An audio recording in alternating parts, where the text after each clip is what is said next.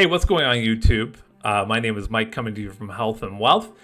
Thanks for tuning in today. I am really happy to be here with you today. I am here for your entertainment. I'm here for a small amount of education. And today's topic I wanted to go over: when's the perfect time to put your money into dividend paying ETFs or stocks?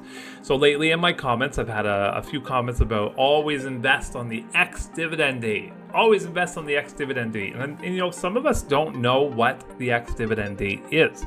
So my goal today is to go over with you what I feel is the best time to invest and discover what's the best time for you to invest. Now, before I really get started on this, I want to make sure we're all on the same page. I am not a financial advisor. I'm just a guy on YouTube, and I'm here to provide entertainment, a smile, and give you a place to kind of spend some time with.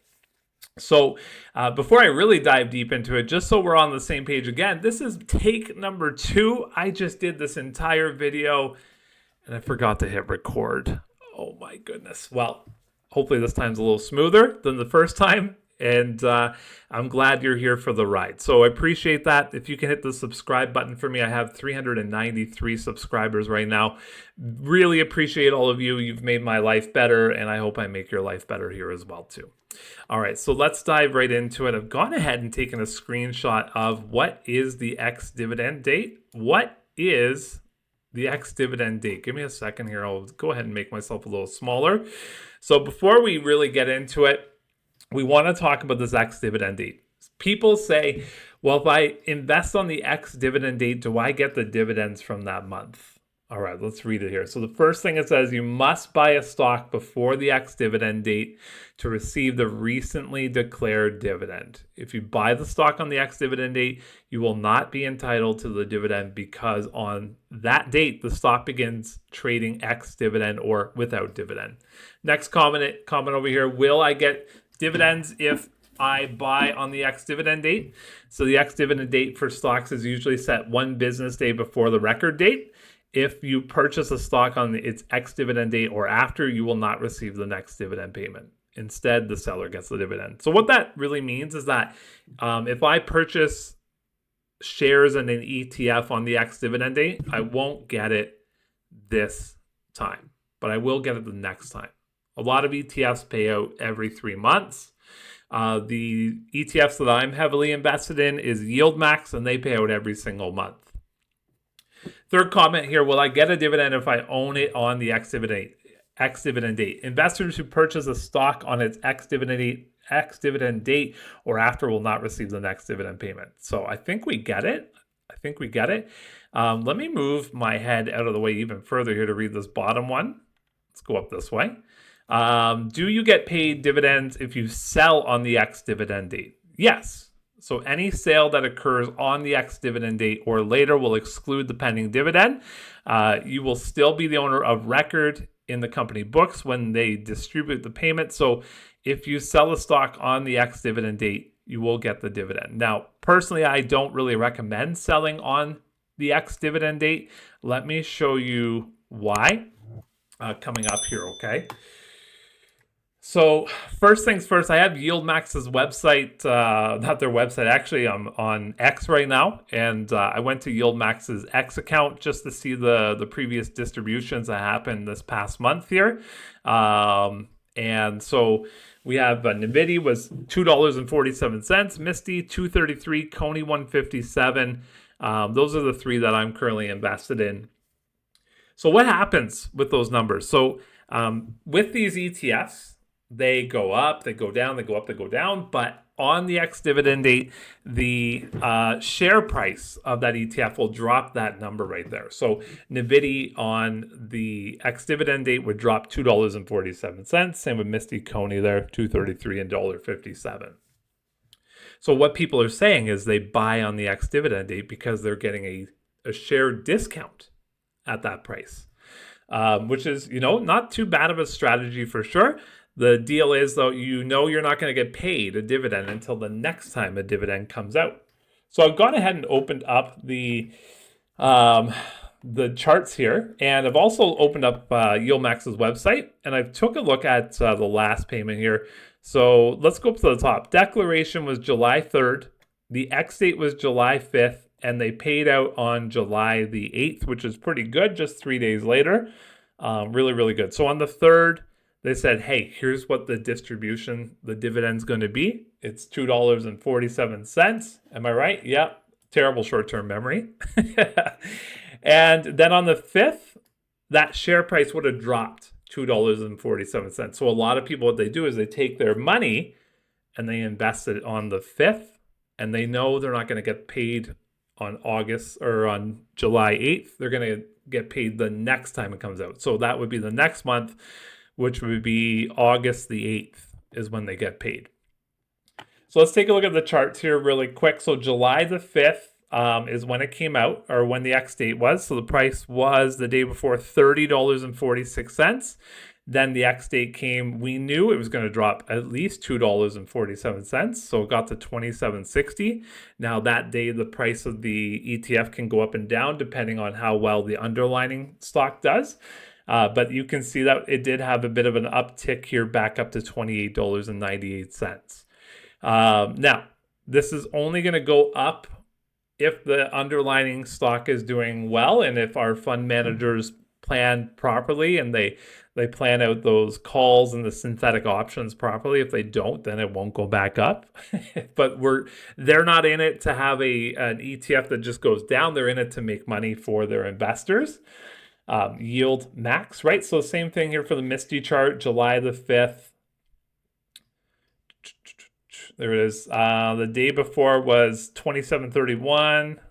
Oh, there was no day before? Well, give me 1 second here. July 5th. Yeah, that's strange. It's hard to find that date, but 24.59. You can see it just had a steady upswing here as well. After that, now MSTY is a little bit different than the rest of them. MSTY had its underlying company called MicroStrategies announced that they were having a 10-for-1 stock split today, August 1st. And also Bitcoin was on the rise at this point. So was the MSTY ETF here. You can notice the downswing at the end there. It's because Bitcoin's on its way down again, right? So it's not a dramatic decrease in Bitcoin, but it has gone down a little bit. So that's why that's going down. CONY, I'm not a huge investor in CONY. I'll tell you why shortly. But July 5th, same thing here. I guess July 5th must have been a Monday. So July 3rd, $20, and then July 5th, $19.18. So went down. It did have a slight increase days later, but again, with the price of Bitcoin going up and down, it's going up and down. CONY is with Coinbase, which is big into the Bitcoin world and the crypto world. It just recently had its earnings come out, and so here it is. Now, for me, I just want to pause on this conversation. For me, I don't know if I'm going to dive too much deeper into CONY here. I mean, for me, ETFs at Yieldmax that are under $20, I'm going to try and hold off on those. I get a little bit nervous about that with Tesla and its reverse split. It left a really bad taste in my mouth. So for me, I'm holding off on these ones. It's just my personal taste. Now, I will say that these CONY, NVDY have almost paid off all of their investors in dividends over the last year. It's incredible. CONY has paid out an amazing amount of dividends over the last 12 months. Still a little nervous because it's under the $20 starting point. So for me, I think I'm going to hold off. I don't know about you guys. Tell me how you feel about that. I also pull up AMZY chart here. It's still over that $20 mark, which is good. If I go to the year to date here, you can notice this chart's going up and down. But July the 5th here, let's go July 3rd, 22.58, July 5th, 22.04. So it dropped. I think its distribution was around 76 cents. And ever since then, it's gone down. Not good, but so is the market right now with the recent announcement of interest rates and treasuries saying, they're kind of lowering as well. So the market is kind of doing its dip. We are also, usually August, if you look back at traditionally previous years, August is usually a good month for the stock market, leading up to the fall decline. So September, October, A little bit of November is usually a decline over the last 4 years, and then we have the Santa rally in December. So things to pay attention to if you're spending your money on these ETFs. What I expect for myself is to see some decline over the next few months, and then hopefully it goes back up. If I look at my account, traditionally that's what's happened. Now there could be a million different reasons for it to go up or down. And again, I'm not giving you any advice here at all. I'm just kind of saying what's happened to me in the past. So guys, I just wanted to go over that. If you don't have the stomach for the volatility, the up and down stock or ETF price, the different distributions that come in, maybe Yieldmax is not the right option for you.